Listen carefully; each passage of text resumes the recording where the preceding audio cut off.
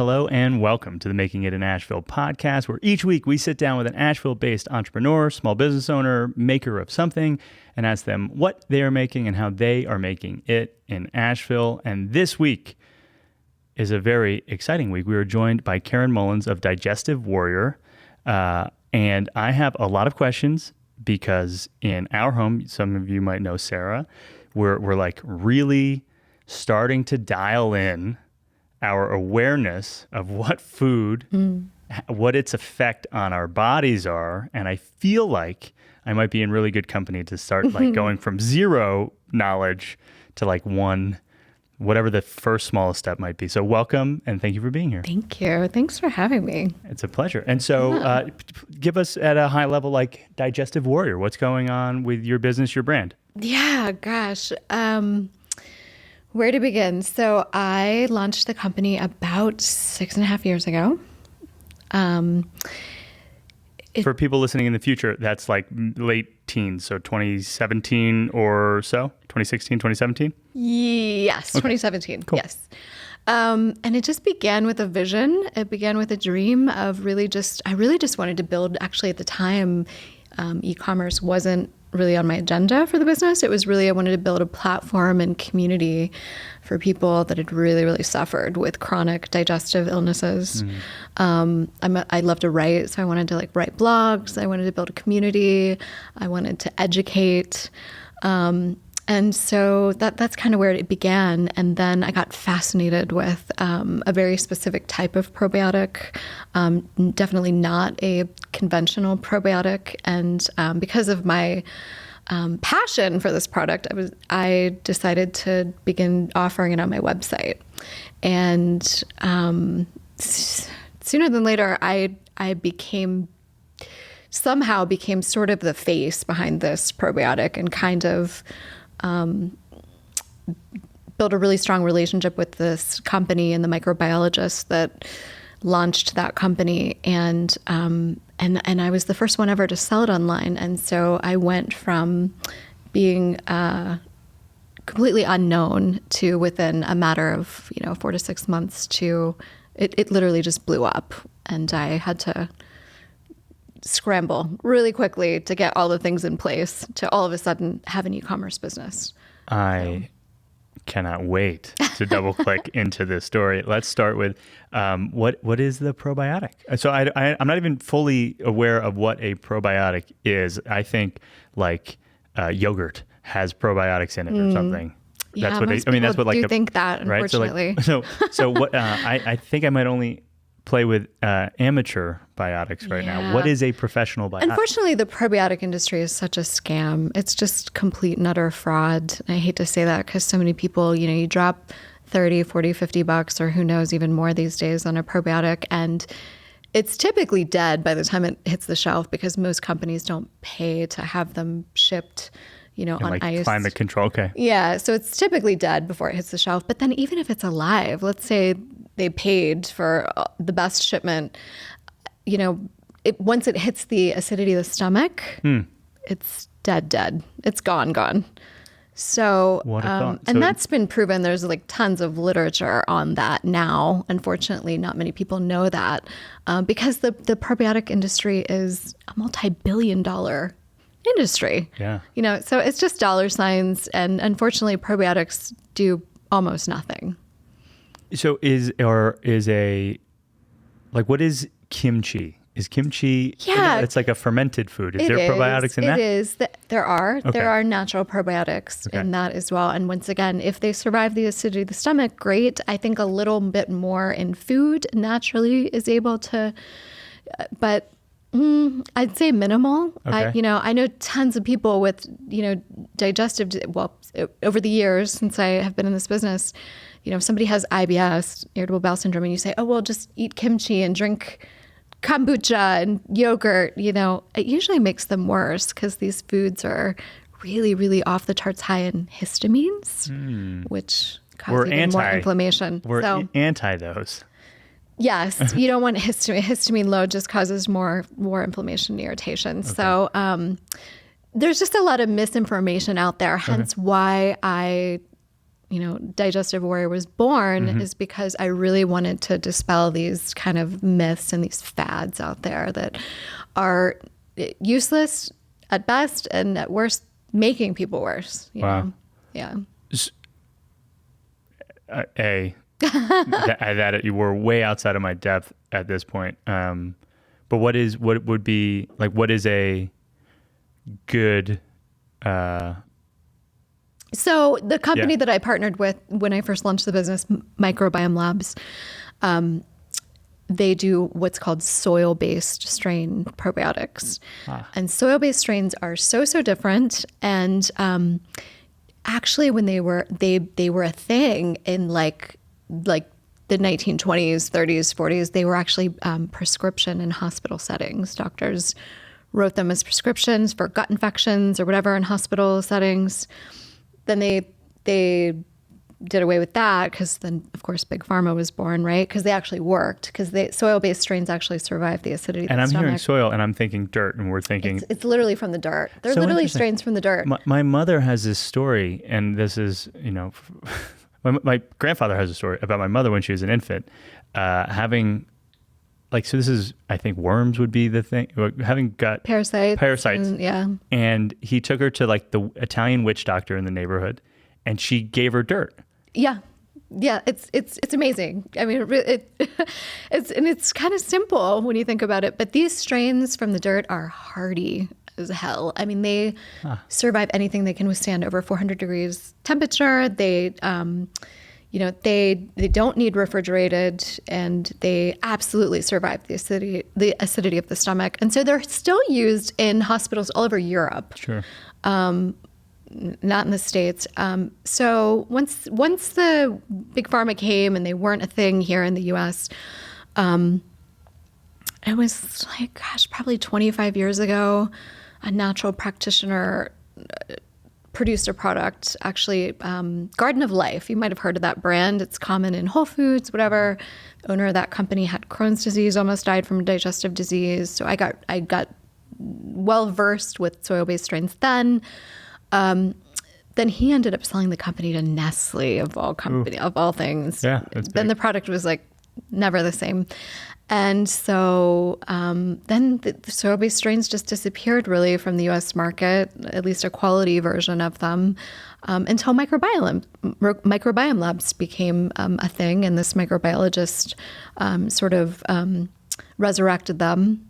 And so I became kind of the face behind that probiotic for many years and sold an obscene amount of bottles of that product. And then that company started making more products. Yeah. So then slowly my inventory grew of what I was offering on my site. Yeah.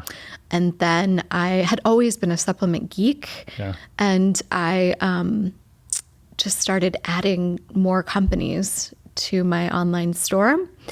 And then that's just sort of how I got to be where I'm at today. Now I have, how many companies do we offer? I think, I don't know, somewhere between 30 and 40 different companies.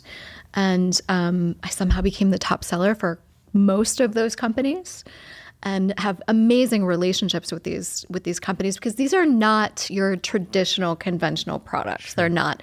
In fact, 90% of the products that we offer on our site are not offered in stores or on Amazon or anything like that, because they're what's called practitioner-only products. So they're products that you can literally only purchase from a practitioner, someone with a license, because they're pharmaceutical grade, they're the best of the best, they're heavily researched. Many of the companies are associated with doing studies with Harvard University School of Medicine and this university and that university. So the products are really, really unique, cutting edge to say the least. And I love learning. I'm just constantly learning from these companies and going to conferences and meeting other practitioners and doctors and listening, lectures and doing some of that myself as well. And so it's been a whole lot of fun. Going from just having 40 products to sell is... 40 vendors. I know. Oh, That's okay. So having 40 products is a I think meaningful operation. It's we're getting close to, we sell over 2,500. We're creeping up towards over 3,000 products a day. There's a chance that if you're watching on YouTube, and I can't promise it, but if you're watching on YouTube, we might have footage and or just photos of your space. It's just over on the other side of these walls to give a sense of what that looks like, because that's a lot. That's so much. So we're gonna pause here. We'll get like in the movie scenario. It's like, all right, we've now seen the middle scene. We're gonna go back to the beginning. You have a curiosity. You get connected. Maybe even before that. What is the beginning of Digestive Warrior? How does it start? Well, it started because, like I said, I had a dream and a vision to I guess really it started when I was 15. That's really when it started, because when I was 15, I was diagnosed with a chronic inflammatory bowel disease. Is the category that it's under. I was diagnosed with ulcerative colitis. So ulcerative colitis and Crohn's disease are both inflammatory bowel diseases, and they're very serious. Eventually, those are the people that need colectomies, and a bag, essentially, for those that don't know what that is. And so I got diagnosed with a very severe illness when I was 15, and I was pumped full of medication my entire high school experience while I was at a performing arts high school as a dancer, already dancing and singing professionally. And so I would say it started to really impact my dance career by the time I was like 18, probably, because it's a progressive illness, or can be. And so things just sort of started to down spiral, that drugs weren't really working. So I ended up not being able to, even though I got a full scholarship for dance at a private university outside of Chicago, I ended up having to go back home to Cincinnati, transferred to the University of Cincinnati, changed majors, became a communications major, because it just wasn't going well. I just couldn't, I couldn't make it through a dance class without running to the bathroom 18 times, and I was in pain and I could barely eat, and I had lost, 20 pounds, and just, you get very, very sick. And so, is part of the treatment like antibiotics? Like, no. Okay. Cause you hear some horror stories that like antibiotics destroy gut biomes. They absolutely do. My goodness. Yeah. Yes. Okay. No, there's not a lot of great, it's really like damage control with inflammatory bowel diseases, unfortunately. And really high doses of steroids is really, I was hospitalized many times throughout my life, and until I got well. And they have some other medications that I was on in high school that kept it at bay during high school, but then later you move on to insanely high doses of steroids, and then a form of drugs called biologics, which I was also on after a time. So, has some parallels to chemo, and it's really nasty infusions that you go every 6 to 8 weeks to get. And so I was really struggling for quite a while. Yeah. Yeah. Wow. Okay. Yeah. And I imagine at some point there's like an inflection point in the timeline, something starts to change. Yeah. Yeah. Well, and after college, I somehow finished. I got really, I was still very sick. I got really intrigued by alternative medicine. Even as a teenager, before I was sick, I was interested in like herbs and natural things. That was not part of my upbringing, but it always intrigued me. So then when I got sick, I just gravitated more towards that world, because the world of drugs wasn't really doing much, but maybe keeping me alive, which, was a good thing. But so I decided to go to graduate school for Chinese medicine. So I became a doctor of Oriental medicine, which was a great experience. I mean, it was phenomenal. I was in Santa Fe, New Mexico, and I had a really great time learning it was MDs straight from China that were my teachers, and they were just so full of so much wisdom. It did nothing for my illness, did absolutely nothing for my condition. Chinese medicine, acupuncture, herbs, it did absolutely nothing. So but it was a good start. It was like a doorway into, many different worlds of alternative, healing and natural health. And so I don't regret it, but. Are you like, has a brand started it through any of this? Like as you're on this earlier days of your like quest, are you documenting and telling the story or? No. Okay. Not at all. I was like very isolated many of those years because I was very sick. So it's a lot to just sort of get through the day. Okay, I'm gonna do grad school, but then you come home and you collapse, you're just, it's a very different experience than somebody else would have through trying to get through a graduate program or even college.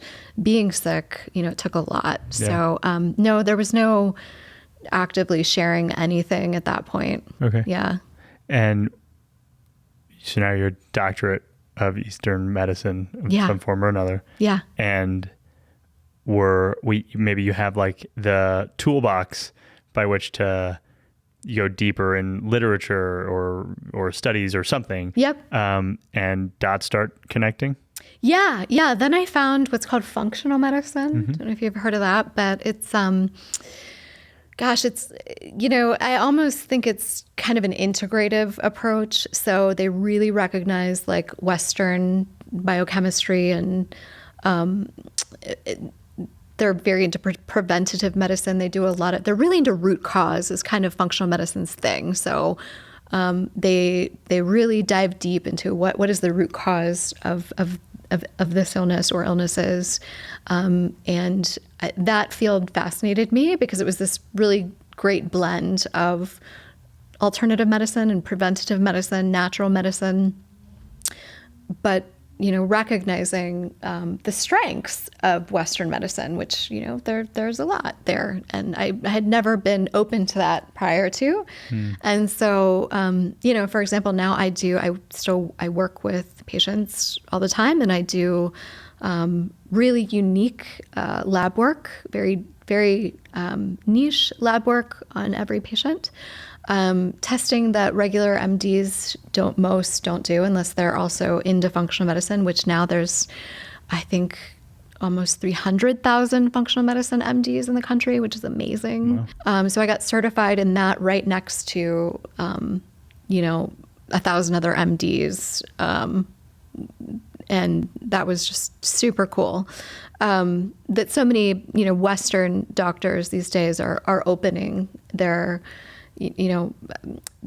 minds to combining what they've learned with a little bit more of a natural approach and using drugs, but using drugs only if and when you have to. Right. But there's a million other things you can often do before that, you know. So the lab work I do is super cool. It's like testing for heavy metals and parasites and environmental toxins. So, things like pesticides and plastics, all these things that we're consuming constantly now in these modern day times, just by walking outside and breathing, or, you can't eat organic all the time, and water that we're exposed to comes from every angle, right? And so testing for environmental toxins and molds and nutritional deficiencies and, all these really unique things that typically aren't tested for because we all have these really high toxic loads these days. And these, it's sort of like once the cup overfloweth, the body can't just, kind of keep going. Sure. And so once we address the toxins or the molds or the parasites or who knows what we find in those deep dives, I just see these magical transformations often. And did that happen to you at about this time in the timeline? Yeah. Mine was a lot more layered. Sure. And there's like a lot more behind that, probably a whole different episode. But yes, essentially, I was able to discover what was actually going on with me because I mostly think labels are bullshit, having been in this field now for quite a while and doing the work that I do and working with and doing the lab work that I do. And it's just amazing to me. I never get sick of it, seeing somebody that's been diagnosed with something that really kind of, it's like IBS, irritable bowel syndrome. I call it irritable bullshit.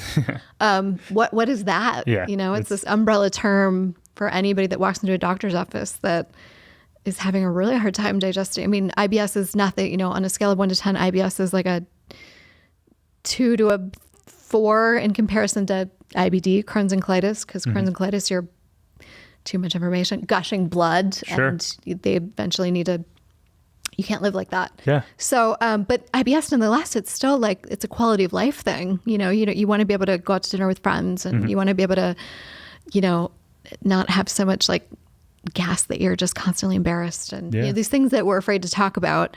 But I'm not afraid to talk about it because I'm the Digestive Warrior, and people email me pictures of their stool, their poo all the time in the toilet, and I love it because we offer the most cutting edge on products in the market for parasite cleansing.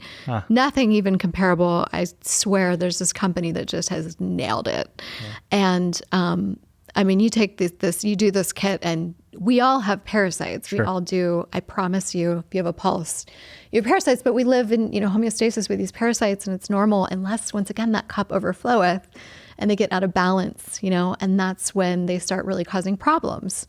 And so people take pictures of all these like tapeworms and, rope worms and all these things. And then all of a sudden, like, they have energy again, or the rash disappears, or they, are digesting food in ways that they haven't in 10 years. And they're actually like, their depression goes away, and mental health. Oh my gosh, that's like a real thing these days that I think we're all, face from time to time. So yeah, it's just amazing when you really, really unravel, the root cause of what's going on, how much I can just help people. Sure. And it's just so cool. Hello. Are you watching on YouTube, listening on your favorite podcast player? If you're not on YouTube, perhaps consider it, because behind us, you would notice that we are in an absolutely beautiful space, and that space is our season sponsor, Ernest Ready-Made Warehousing. And so if you're not familiar with Ernest, it is fantastic. I am joined here by my wife, Sarah Ubertaccio, founder of QB Cucina, and one of Ernest's newest clients. Yeah, excited to be back on the podcast. Great to have you back. Episode 110 if you haven't listened before. But what we want to talk about today is why you chose Ernest and what makes Ernest stand out, let's say, compared to finding a new office space in town to fulfill from.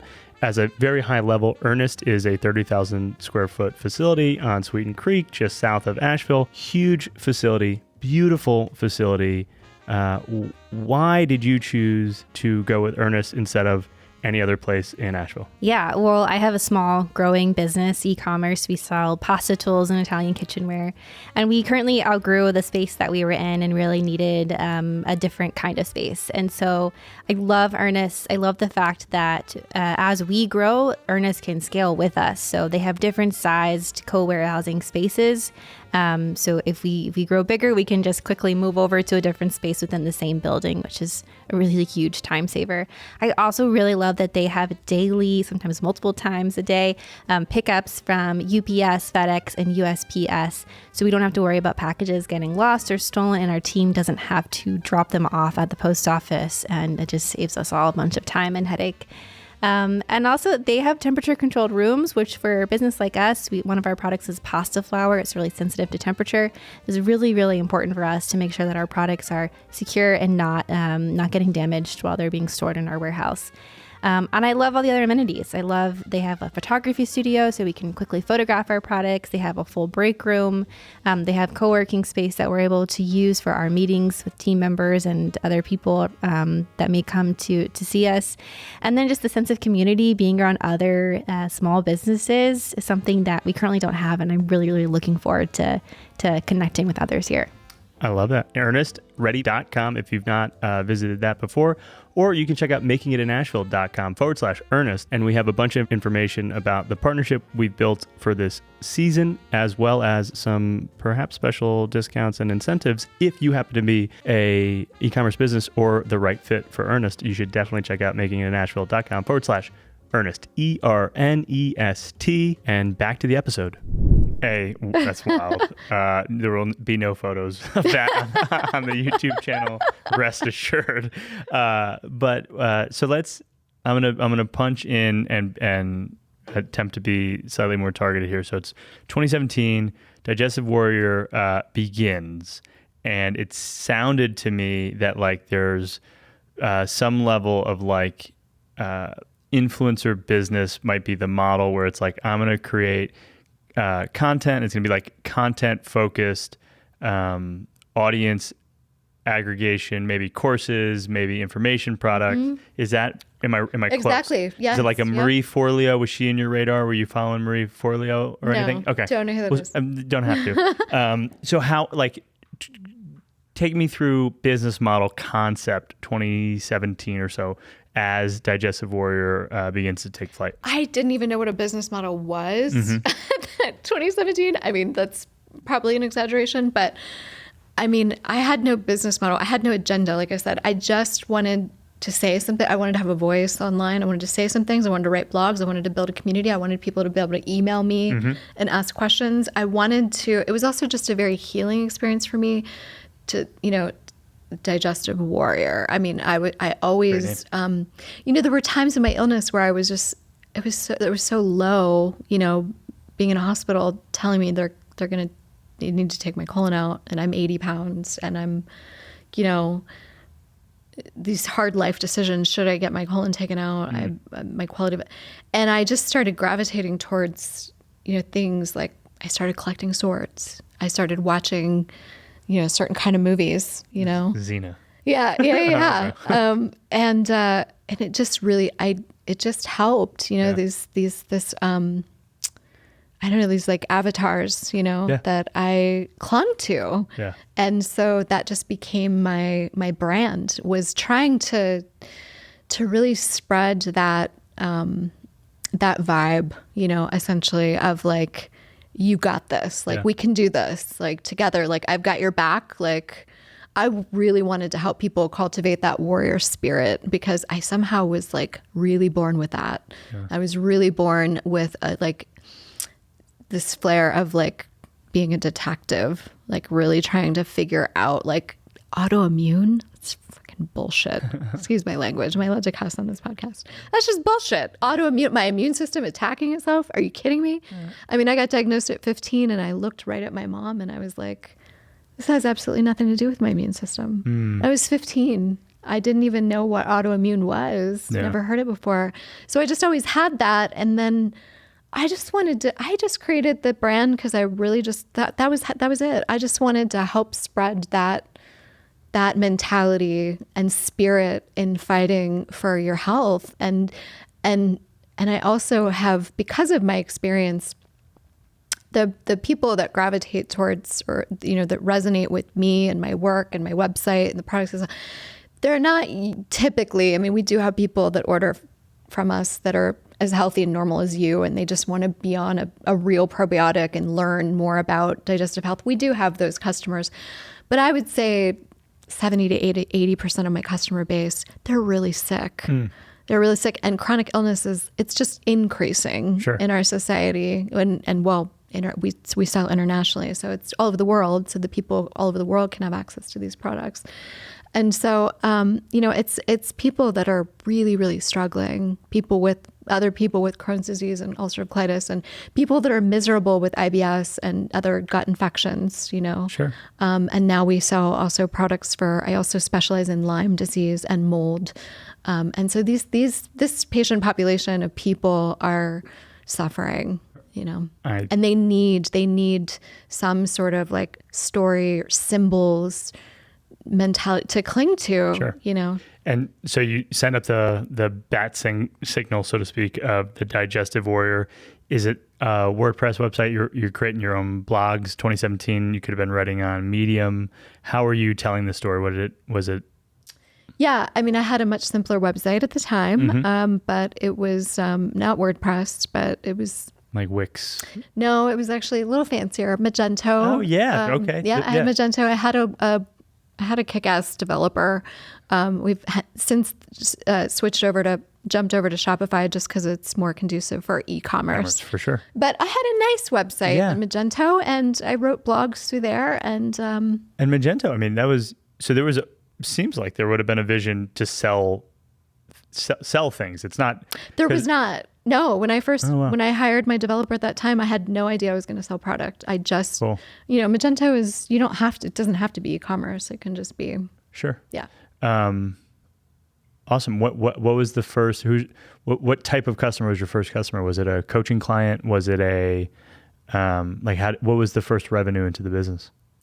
It was just selling this one probiotic. Got it. So you got hooked up with them, and is that at the same time? Like, were you like, oh, okay, we're going to launch this probiotic. I'm going to create a brand. No. Okay. No. Like I said, I had no intention when I launched Digestive Warrior to sell anything. So for the first, it wasn't that long. It was for the first 4 months, I was just writing blogs. I was trying to figure out, how am I going to get my voice out there? How am I going to create community? How am I going to, educate? Yeah. Am I going to do a YouTube channel? Am I going to do social media? These are all the questions. Social media. These are all the questions that I want to ask. But so I was just really pondering, and then Microbiome Labs, this microbiologist, launched his company, and I saw the product and nobody was selling it online. So I thought, soil-based organism probiotics, they haven't been around in the US in 15 years. Yeah. I got to get this to people. Sure. I started with just the passion of, I got to get this out to people. I got to get my blogs out to people. And then I got to get this. So there was like a 4-month period where I had no idea my business was going to end up as an e-commerce selling anything. Amazing. It was just... And so then there's a product, and it's so compelling, and it's so on brand for you, and it makes so much sense that the content is a perfect, complement to this solution. Perfect. Right? Yep. Where does the content live? I'm thinking 2017, it seems like there could be Facebook groups that are like, yes, click my link, yes, buy my product.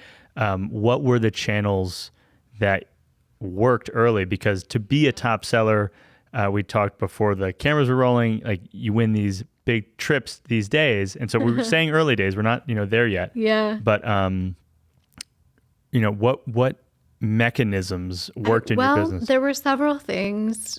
I can tell you first and foremost what it wasn't. Okay. It was not social media, because I've always really disliked social media. I'm actually in this space where, I did open a Facebook business page. I would post randomly. Then I stopped Facebook altogether, got an Instagram page. I probably post once a month, maybe. Yeah. Sometimes it's like every 6 weeks. I just never wanted that to be the thing. I mostly feel like, and this is nothing against you or anybody else that loves social media, but I always felt like for me, it felt toxic. I just felt like there was this comparison thing I would always do when I would go on there.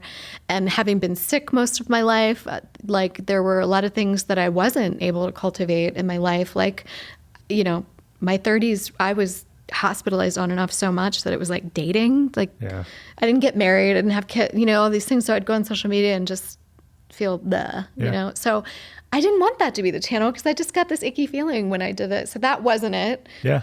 So what was it? Well, this is crazy, but it really became a very organic build. I started going to a lot of conferences. Okay. So I started meeting, as I was making all these relationships with these companies, I was going to more and more conferences and meeting all these many, many doctors and naturopaths and chiropractors and you name it in the field of medicine. I was meeting them at conferences. And then I wrote a book, and the book was called, Wake Up to the Truth Behind Crohn's Disease. Because even though I don't have Crohn's disease, there was all this new information that came to light on Crohn's disease about it's been unraveling for the last 10 or 12 years, and that it's not autoimmune, that it's actually infectious. And there was all these medical papers and journals, published papers on it, but the layperson is not reading the medical journals. You know what I mean? They're just not. And since it was such new information, I decided I'm just going to write a really lay interpretation of all this new science that's coming out. And because people have to know, this is, even though like I said, I didn't have Crohn's disease, it's in the category of inflammatory bowel diseases. It's a close cousin of what I dealt with. Mm-hmm. Still, the end result is usually a colectomy, a bag, and so I just sort of had to write this book. It's an ebook. Sure. It's 60 pages long. I'm not some amazing writer, but it was just witty and funny and simple enough to get it to the average person or the lay person that's not reading medical literature. I'm definitely one of those people who's not. And so was this book on your website? Was this It book was. on The book Amazon? was on my website, Okay. and the book is on Amazon Kindle, and it just went places Was- that I never anticipated it going. Was Amazon like a major driver? No, for- Amazon wasn't. It really became, my business at that time really became so much word of mouth, a lot of networking, and these conferences, Yeah. and still to this day, I don't know how many emails we get, my customer service girls get a week, or emails I get. My doctor told me to come to your site to buy the products. My naturopath directed Yeah, me to your so- site to get the products. That's something that I just kind of pieced together a moment ago when you were talking about the conferences. Yeah. It seems that your customer might have customers. So like because you mentioned like it's a product type where it needs to be not necessarily prescribed, might not be the right word, but like Essentially, it does. If you go to a doctor's office, they would prescribe it right. to you. So they would need to be a chiropractor or a naturopath Have to have a or license, whatever, yep. some sort of license to be able to Exactly. deliver this. Yep. So you're selling into those type of offices I'm today? not selling. I have, but no, that's not Not my normal. way. I found some crazy loopholes and some ways to be able to sell these products online without somebody actually coming to see me with a prescription. I can just sell online to who anybody that creates like an account on my website can purchase, even though they are considered like prescription practitioner only products. I felt really passionate about doing this because here were these amazing products that were so unique and actually helping. There's so much garbage out there in the supplement world. I mean, Sure. Yeah. half of it, more than half of it, even half the stuff at Whole Foods, I'm sorry to say, it's Yeah. just garbage. I mean, I'm just certain garbage, I'm so- certain that's true. And placebos work. So Sometimes, not always. Yeah. I wish they always did, but sometimes they do work. they, You're right. they have to be accounted for at least. Yes, right. And so I felt really passionate about, and with some of these companies, it took a lot of finessing Yeah. and finagling to get them to allow me to do what I'm doing. But I saw a niche business. I saw an opportunity where, maybe there was one company or one doctor selling a couple of these products from one of these vendors. And maybe there was another company, a chiropractor online office that had created a little e-commerce thing, and they were selling like 3 or 4 different ones from their office, practitioner only. But there was nobody really selling like all the practitioner only products Yeah. in one space, And in that's you one now. spot. And that's what I did. How interesting. I'm like fascinated by like the intricacies and the details in this particular, and in e-commerce in general. That's why the season is an e-commerce season. And you mean to tell me that word of mouth and content is like was and has been the driver? Like it seemed to me that there might be like some strong digital ad Later engine. on, that came Okay. later on. And I really truly mean that I blew up way before I even knew what like Google Ads, Google Sure. Shopping was. Got it. So I had a commercial space in a warehouse way before I had even, Google marketing Yeah. in place. Now, of course we do. Yeah. And I have people that work for me that handle all that. But yeah, it is, exponentially increased sales, of course. With that. Now, you Google one of these products online and Yeah. we're typically we pop up. Amazing. So we're at what point after the first product did a vision for like being this source of practitioner only products begin to crystallize? So you there's a point that I think we've gotten some clarity on. It's like, I just wanted to tell a story. I wanted to create a community. Yeah. Then you're like, oh, well, there's this product that, I do community, I do stories. If I do a story, I could sell the product. This is a win-win. Yep. At some point, there's a vision that changes for what the future might Yeah. look like. Yep. Describe about what's going on at that point and what some of the changes you made, perhaps operationally or strategically, to start to realize this new future Sure, of like, yeah. we're going to be the spot that people Right. come to for this. Yeah, it was probably about 2 years in, year and maybe less, year and a half, 2 years in, like I said, I became the face behind this probiotic. The reason I was able to sell it online too in the beginning so much and so well before I had any Google marketing in place is because nobody else was selling it online. Sure. Well, if nobody else is selling it online and you're selling it online, you're going to just show up organically first, So I was just showing up first organically in Google just because I was the first one with these words, and phrases. So, but it was probably, it was like probably 2 years in that this company, Microbiome Labs, sent me to Italy on a trip with their 5 other top selling practitioners and partners. And, I worked my butt off in the beginning. I still do, but wow. I mean, to build this business in the beginning, I was just constantly working. I was just working. That's all I did, 10, 12-hour days every day. Just, I wanted to build a business. And when I went to Italy, I had this little breather. I had this little 9-10 day breather of okay, now I'm selling Microbiome Labs, their whole line. They've since added 6-7 more products to their repertoire, and they're all selling great, And I just had this breather and this time to reflect with peers and colleagues, to really think about what I wanted to do and my vision. And I kind of think I decided at that point when I had time to get away from the day to day, and just sit and think about what direction I really wanted to take it. And that's when I really kind of saw there's a real opportunity here to add more products and more companies of these practitioner-only companies, just like Microbiome Labs, just like this company that sell amazing products. And why don't I just try to do that all in one place? So it was really not that long into my business. It was probably not even 2 years. Yeah. So it's about 2019. Yeah. And you start thinking bigger. Yep. What are changes at that point? You mentioned that you might have already had a warehouse and a storefront or something. I didn't quite have a warehouse yet. Okay. I had a commercial space, but not here I have a warehouse at this point. But yeah, at that point, You're back from Italy and you're thinking, what changes do I need to make in my business? Well, then I start getting more accounts. I start adding more vendors. So it's perhaps outbound communication into vendors that fit your ethos, fit the vision. Yep.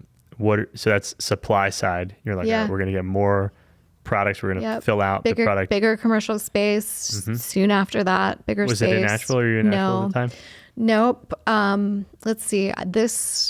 I had moved to Chattanooga, Tennessee for a couple years after the business was built in Albuquerque, New Mexico is where I launched the business, moved to Chattanooga, Tennessee. I was only selling 6 products at that time. So I was actually driving around the country with an SUV full of product, and I was fulfilling orders out the back of my SUV before it was wild, but I was totally being a gypsy trying to figure out where I wanted to land to grow the business. Yeah. So I ended up in Chattanooga, Tennessee for a bunch of reasons and got a bigger space there. And that's when I started adding all the vendors, more vendors. And then had a bunch more growth spurts, moved the business twice in a period of 3 years there.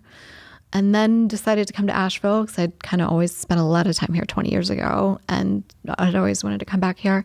Came here and had a different space and then outgrew that. And now I'm here. So it's just bit by bit, And operationally, you mentioned, folks on your team. What does the organization look like today? Today? Yeah. We have a pretty minimal crew. I mean, I have, employees, workers that do orders here at Ernest. So I have fulfillment taken care of. I have a marketing guru, genius guy that handles everything on Google. Of course, I've got an IT team. So a lot of my workers are remote. I have 2 girls on customer service. They answer phones all day long. The phone rings all day long now from 9 to 3. 9 to 5 really is, but they answer phones 9 to 3. Emails 9 to 5. So yeah. And what else? Who else? Some digital marketing kind of thing, people that work on the side and do things. Yeah. But that's really about it. I mean, that's about it. That's huge. And I imagine some of that is most contract work or... Yeah. Yeah. So... Well, I mean, my customer service girls are on payroll for sure. Okay. And my Google guys on payroll, but a lot of it's contract labor. And Google is the preferred platform, Facebook Meta, you're not necessarily running ads against that. No. Amazing. No. I'm gearing myself up to try to do social media. I'm like, I can do this. Should I do this? I feel like I could reach even a lot more people and grow the business even more if I could just get over it. Well, I mean, should's a funny word. I got a mentor of mine says, don't shit on yourself. Well, that makes me think, what does an email list look like for you? Is email marketing a big part of the business? We do email marketing. I send out weekly sale campaigns every Wednesday with like discount codes. Mm-hmm. So yeah, I have an email list we're over 50,000 now. Yeah. So it's substantial. Sure. And that certainly helps. I mean, our sales every Wednesday are a big deal for my customer base. We have a really high return rate. So, just most of my customers are repeat customers because I said once I started that I wanted to go the e-commerce route and really do it that way. I knew that I would not do it unless I had the best of the best customer service, unless you had people actually answer the phones. It's not a phone maze. It's like you get a hold of a human. Mm-hmm. Both girls that I have are girls that were actually once patients of mine that I worked with. And they have incredible stories, like health journeys to wellness that I got to be a part of. And so if you call my company and people do, very sick people call every day and they're asking questions about product and this and that, and, they just start talking. They want to tell their story. They're often alone and sick or, wanting to get comfort or relate or whatever. And, the first thing my girls say is, I'm so sorry you're not feeling well, or I'm so sorry that you're struggling. And that was really important to me, that's the first thing you say.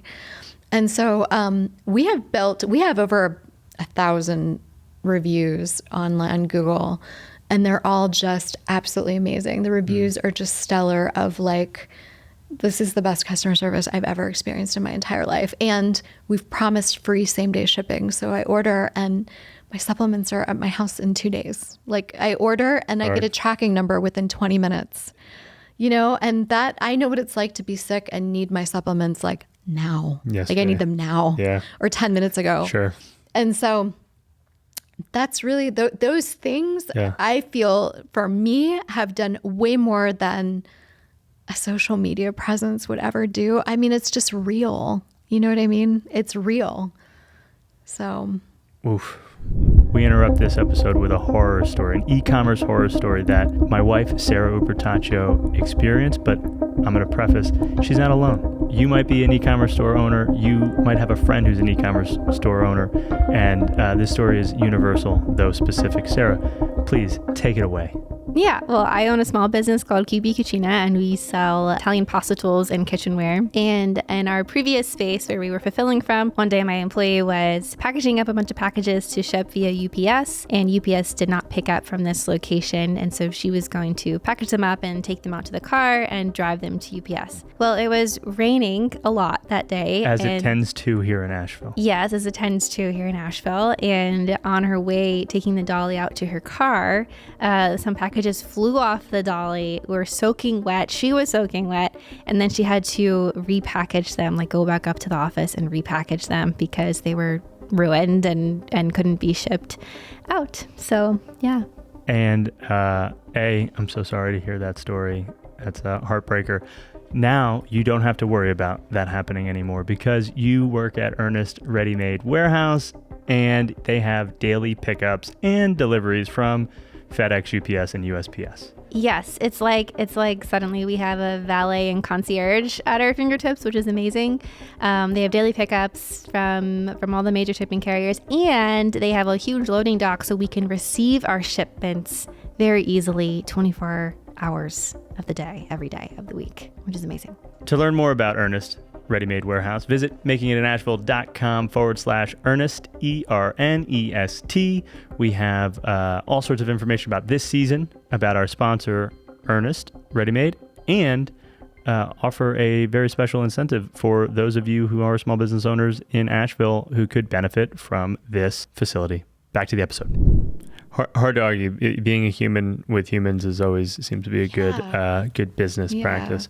When thinking about maybe the evolution and next steps, right? So you've mentioned maybe social, but not necessarily sold on it. What are some things that maybe you are sold on? So, like you're doing fulfillment out of Ernest, like simplifying, streamlining, ramping up. I don't like what are the targets for the back half of this year?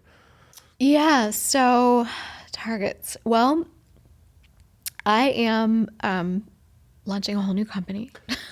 I'm building a whole new business. We're 48 minutes in according to my clock, and we got a new company. Okay, what's happening? Yeah, well, I can't talk about all of it, okay. but I will just say that I'm launching my own supplement company.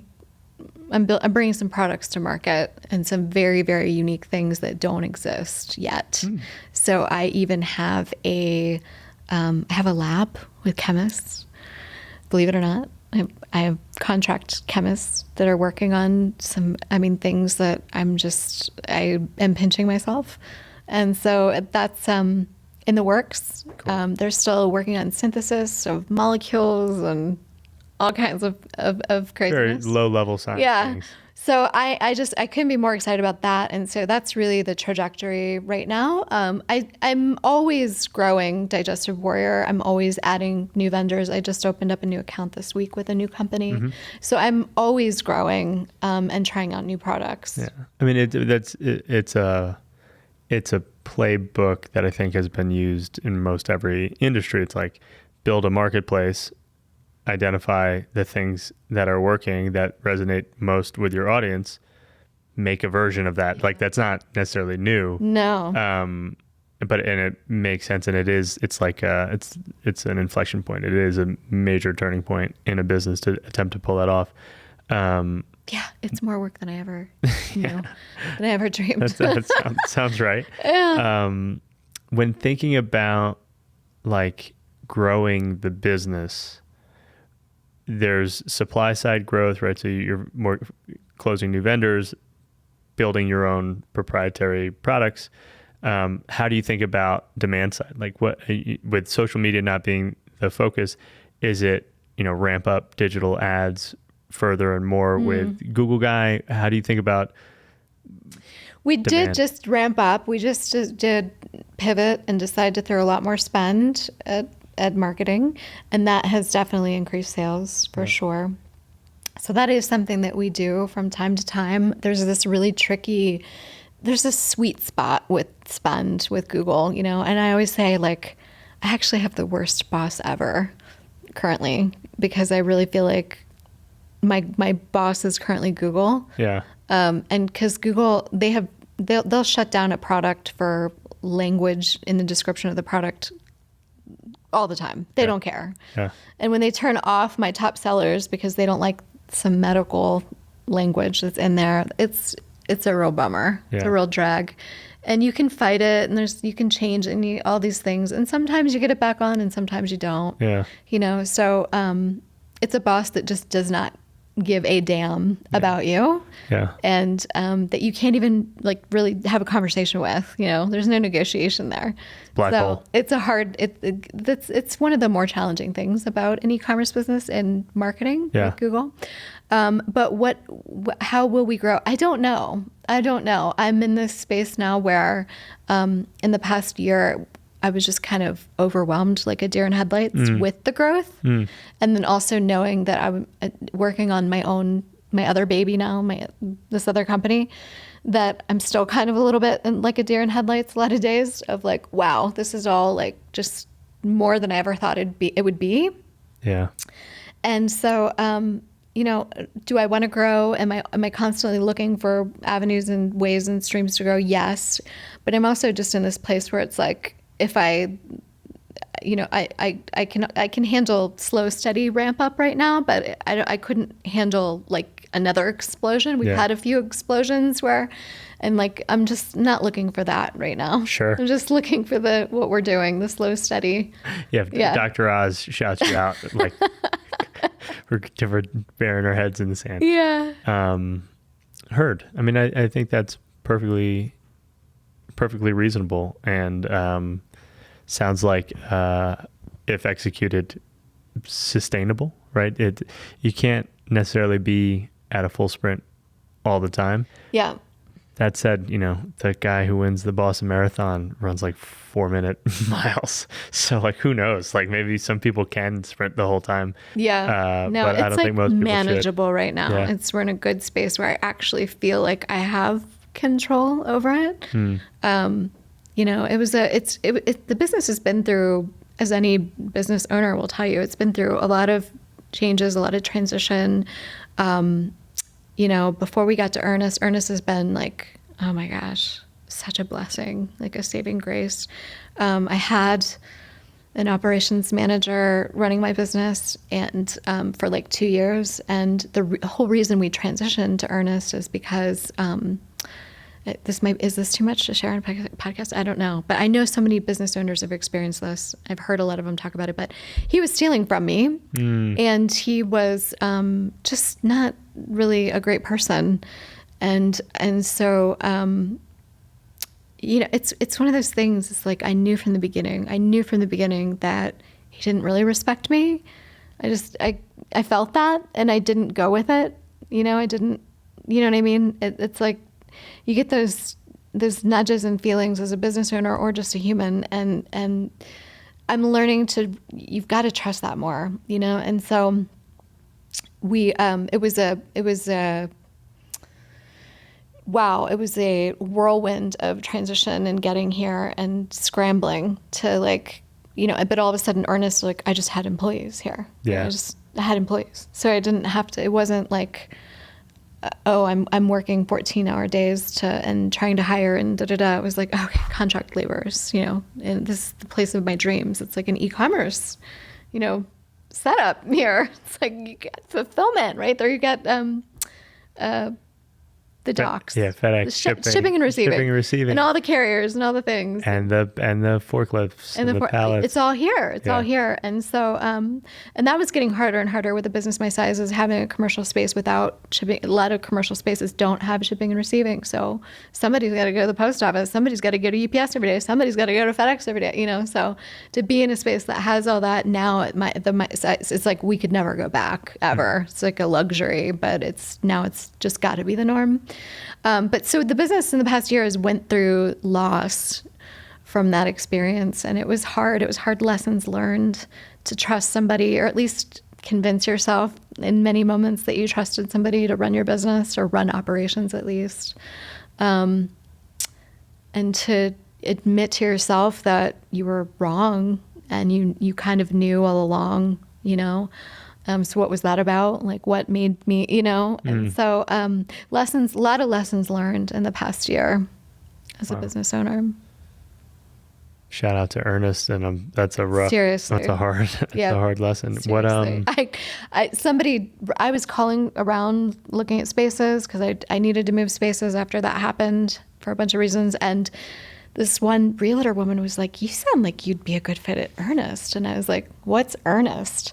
Called up Ernest, took a look, took a tour, and I was like, holy wow. I was like, can I move in tomorrow? Can you guys?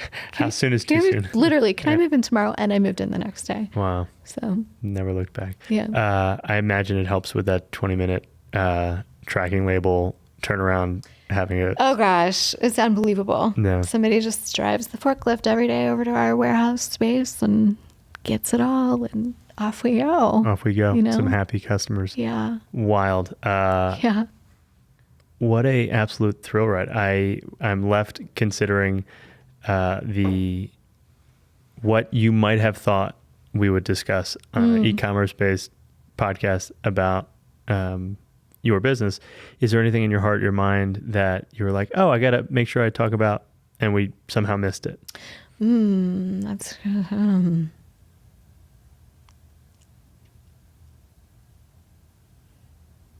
there's got to be something. There's got to be something. What did we not? I don't know. It's, I feel like we covered a lot. Yeah. Yeah. We definitely covered a lot. We covered a lot. At a high level, the things that are like standing out to me is like partnerships, product partnerships. It's content, marketing, community building. It's a focus on customer service and quick response times and getting product out the door. Never underestimate the customer service piece. If people feel like you matter, they matter. Your business grows. What phone system do you use? We've gone through 3 or 4 different like VoIP systems, this, that, and the other. And we keep coming back to good old Google Voice. That's it. And it just pushes to either of the 2 folks' phones? And mine, just in case, so I can monitor and make sure things are good. Yeah. That's it. It's hard to beat. Yep. Dang. Any other technology where you're like, that was a smart thing that we did? So you're on Shopify now. Any other things in the toolbox where you're like, that was laser printers. It sounds like duh. Like laser printers for years. We were just like printing labels on, nice printers, commercial. Yeah. But, once you discover a laser printer that is designed for e-commerce, I just didn't know that was a thing. How would I know? I didn't know. And somebody mentioned to me one day and I was like, that sounds amazing. And it's like, it's so hard for me to understand. I understand the technology behind it now. I do, but it's like, it's just never ending ink. It just always goes. As long as it's plugged in. It's just never ending. I don't have to change ink cartridges like constantly, $30 ink cartridges, so wow, that was like just such a happy moment. It sounds so silly, but no, that's a great answer. Yeah. Laser printers. Okay. Are there other versions of that? The metaphor I think of is like Phil Dunphy walking up the stairs in Modern Family. If you've ever watched it, it's a dad. He's silly, and every time he takes a step on one step, he slips, and he goes, "I'm gonna fix that step." Like, is there any things in your business where you're like, "I'm gonna fix that," and then finally did, or haven't yet? It kind of circles back to what we just mentioned, but like quality people that you trust around your business. I kind of have been doing a whole house cleaning since that dude exited. Like I'm currently in the process of hiring a brand new IT team because I just I just wasn't resonating anymore. I need to step up, and so I'm hiring a new IT team. I've gone through, this is my third, and it's a big wave of when you switch big things, sure, like either a shipping platform or IT companies or develop, there's always bumps and it's never like just seamless, so, but I'm in the process of, hiring a whole new IT team because, we're just in constant communication. When you have this much traffic on a website, there's just constant things, tweaking, constant issues and, whatever. And I think I might be hiring a new accountant soon because I'm just not loving, like, I feel like I'm missing something in that relationship, so it's just like, I am learning this year's lessons are to just really have like, A team players, and people that you trust and that you really resonate with. And I feel like I have really just settled with a lot of the people that I've had work for me over the years, just like for a lot of different reasons, convenience or hell, even like, I want to help this person. I want to lift this person up. So I'm going to give them a job. No, like, and there's great intentions there, but sure, I'm learning these lessons of just finding people that are just rock stars and they're going to run your business like a rock star. And there's a base level of respect and trust. And I think, when you're sick for 25 years of your life, when you're really sick, like, am I going to make it? Okay, I better get a will in place, that level of sick. There's self-worth issues that come from that. I don't know that anybody who's dealt with a chronic illness wouldn't agree with that statement. Maybe there's a few, enlightened people out there that haven't faced that. But when you're dealing with that level of illness for so long, and you have these, then it's like it's almost like the people you find, and it's like that law of attraction thing, which I think they take a little too far sometimes. But you attract these people, and I think I was in this space for a while with this, and now I'm just in a different space. I'm like shining. I'm in my prime. I'm doing it. I'm like loving myself and life and my business, and I can't believe how many people I've been able to help along the way. And so I think the people that you have surrounded, that are surrounding you, are just really a reflection of where you're at, I would say. And so that's kind of where I'm at, is like this really cool place of, okay, finally getting these people, places, and things, Ernest being absolutely a part of that, of like, okay, like I'm good, and I deserve to have this, these people, places, things around me that are just gonna lift me up instead of, pull me down or just feel heavy and weighted and like you're just constantly like treading water. I don't feel that anymore. I feel very different now in the setup with my business. So that's fun. That's a cool place to be. But it wasn't always like that. It's, it's been a road to get there, I think that's the perfect answer to, is there something on your heart that we haven't said yet? And that summarized. That's it. That summarizes it all. Beautiful. Well, I am so thankful for your time today. Yeah, thank you. Yeah, it's fun. You're doing cool things. Well, thank you. Yeah. We'll have all the links on show notes pages and on the comments and on all the social things, YouTube and otherwise. But what a pleasure. Thank you. Yeah. Thank you for sharing your story. Awesome. Thank you.